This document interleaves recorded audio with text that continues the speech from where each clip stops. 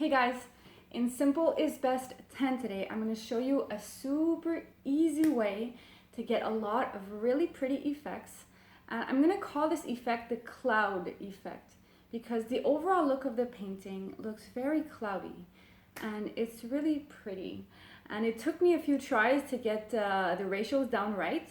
So the key to this is the Americana DecoArt Satin Enamels. I'm going to put a close-up for you. And it reacts so much that I'm going to mix it half with the white from Artist Loft. Now, if you don't have this Artist Loft, you can use another brand of white acrylic paint. The key is really this one. It reacts so much. And I just suggest maybe not using golden. I wouldn't waste golden acrylics on this type of painting. Now, I'm using a weirdo color palette. I know this is gold ochre, which is not a gold color. It's yellow. It's dark yellow. Phthalo green and metallic bronze. I'll be adding just a little bit of Liquitex pouring medium, and I'll show that in the camera for you how much I add into my paints, and then diluting the rest with water. Now I'll be doing the tree ring technique, and what I'm going to do, I'm going to start off by putting the same amount of white that I would normally put in my cup, or maybe just a little tad more, and pour that on just to show you how much this takes over. Like, it's the opposite. Usually white gets lost, but this time with this, it takes over. And then I'm going to use the rest of my paints with just a little bit of the white mix and pour on top of that to make my final painting. Just so you guys can see and understand what I'm talking about. All right, so let me go and set myself up here, and I'm going for this.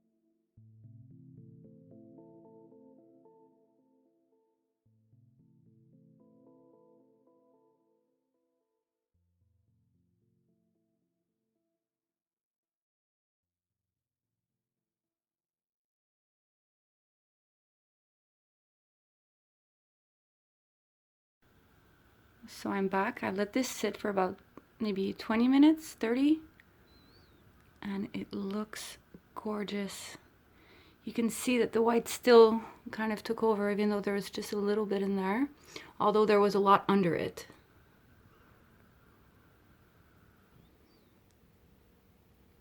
It's so cloudy and pretty. I just love the centers of the tree pours. They have so much depth. It's like you could fall into it and twirl down into another world. Stay tuned for the dried result. Back with the final result, and I did give this a gloss spray varnish. It's a 9 by 12 inch canvas, which I forgot to mention at the beginning. Now, if you look closely, you can see that during the drying process, the colors rose back to the top and really defined everything. There's still the cloudy effect, but everything is very defined. It's really, really cool, super simple. Now, if you guys like my videos, please don't forget to subscribe and turn on notifications. I try to post at least once a week. I really try my best, usually on Saturday mornings. All right, bye guys. Have a good one.